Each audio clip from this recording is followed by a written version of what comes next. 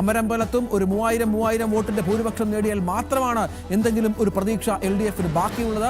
സംഭവിക്കില്ല എന്ന ആത്മവിശ്വാസം UDF കേന്ദ്രങ്ങൾക്കുണ്ട്. അവർ മാധ്യമങ്ങളെ കണ്ടു കഴിഞ്ഞു. KPCC അധ്യക്ഷൻ മാധ്യമങ്ങളെ കണ്ടു, UDF കൺവീനർ മാധ്യമങ്ങളെ കണ്ടു, ലീഗ് നേതാക്കൾ മാധ്യമങ്ങളെ കണ്ടു. അല്പസമയത്തിനും സതീഷിനും കാണും. അത് ഒരുപക്ഷെ സതീഷിനൊക്കെ ഒരു ലീഡ് നിലയിൽ കുറച്ചുകൂടി ഒരു വ്യത്യാസം വന്നതിന് ശേഷം മാത്രമായിരിക്കും പ്രതികരിക്കുക. സണ്ണി ജോസഫ് അവിടെ ഒരു കാര്യം കൂടിയുണ്ട്. എനിക്ക് തോന്നുന്നു VD സതീശന് സാധാരണ രീതിയിൽ പ്രതികരിക്കേണ്ട സമയം കഴിഞ്ഞു. സതീശൻ അല്പം ഭൂരിപക്ഷത്തിൽ വ്യക്തത ഉണ്ടാവാൻ കാത്തിരിക്കുന്നതാവാം. കാരണം KPCC പ്രസിഡന്റ് മുന്നണി കൺവീനറും അടക്കം പ്രതികരിച്ചിട്ടും സതീശൻ പ്രതികരിക്കാൻ വൈകുന്നത് സതീശന് ഉത്തരം നൽകേണ്ട മറ്റു ചില ചോദ്യങ്ങൾ കൂടിയുണ്ട്. കാരണം അൻവർ ചോദ്യത്തോട് സതീശൻ പ്രതികരിക്കേണ്ടി വരും. അതുകൊണ്ടുകൂടി ഒരുപക്ഷെ ജാഗ്രതയോടെ അല്പം കൂടി കരുതൽ നടത്തുകയായിരിക്കാം പ്രതിപക്ഷ നേതാവിന്റെ ഭാഗത്തു നിന്നും ഉണ്ടായിരിക്കുന്നത്.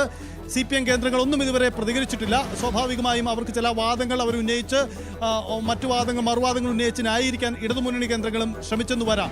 എന്തായാലും ഈ വിജയം നമ്മൾ സൂചിപ്പിച്ചതുപോലെ സ്ഥാനാർത്ഥികളുടെ വിജയത്തിനപ്പുറം ഇത് മുന്നണികളുടെ രാഷ്ട്രീയ പരീക്ഷണം കൂടിയാണ്. മുന്നണികളുടെ രാഷ്ട്രീയ തീരുമാനമെടുത്തവരുടെ പരീക്ഷണം കൂടിയായിരുന്നു. ആ രീതിയിൽ കൂടി അത് വിലയിരുത്തപ്പെടും.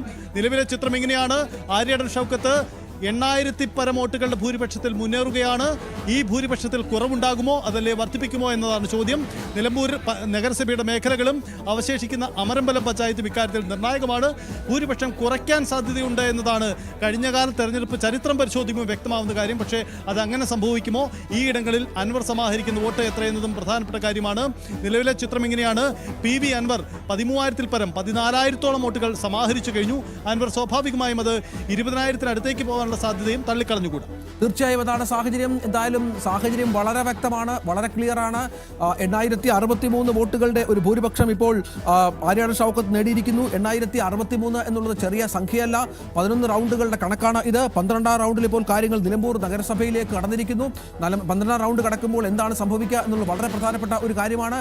ഏറ്റവും നിർണായകമായ ഭൂരിപക്ഷം അത് UDF നേതാക്കളടക്കം പ്രതീക്ഷിക്കുന്നത് അത്തരത്തിൽ നേരത്തെ പറഞ്ഞതുപോലെ 10,000-ന് മുകളിലാണ്. അങ്ങോട്ടേക്ക് കടക്കുമോ അതോ നഗരസഭ എണ്ണിക്കഴിയുമ്പോൾ താഴേക്ക് പോകുമോ? അങ്ങനെ ഒരുപാട് കാര്യങ്ങൾ കാത്തിരുന്ന് കാണേണ്ടതുണ്ട്. വളരെ പ്രധാനപ്പെട്ട ഒരുപാട് ചോദ്യങ്ങൾക്ക് ഉത്തരം നൽകാൻ പ്രതിപക്ഷ നേതാവും തയ്യാറാണ്. ഇതിനിടയിൽ KPCC അധ്യക്ഷൻ ഒരു വെടിപൊട്ടിച്ചു കഴിഞ്ഞു.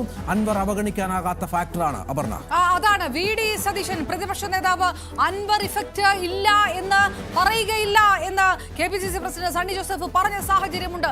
അത് ഈ തെരഞ്ഞെടുപ്പ് സമയത്ത് KPCC പ്രസിഡന്റ് അടക്കമുള്ള കോൺഗ്രസിലെ ഒരു വിഭാഗം സ്വീകരിച്ച നിലപാട് തന്നെയാണ്. പക്ഷേ VD സതീശൻ തുടക്കം മുതൽ ഒടുക്കം വരെ പോളിംഗ് വരെ കൗണ്ടിംഗ് വരെ VD സതീശൻ എടുത്ത നിലപാടുണ്ട്. ആ നിലപാട്